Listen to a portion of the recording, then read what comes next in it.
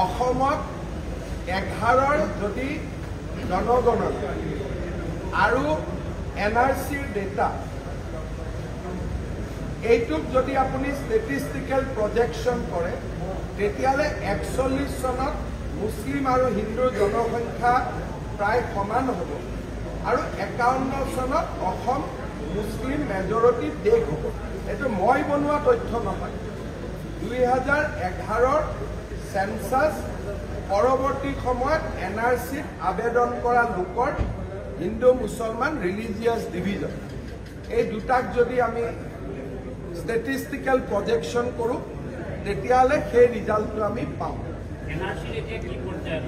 NRCৰ পৰ্যায় এইটোৱে আছে যে 20% 10% আমি আবেদন কৰি পোৱা আছে পুনৰ সুপ্ৰিম কোৰ্টত আবেদনটো এতিয়াও শুনা নাই।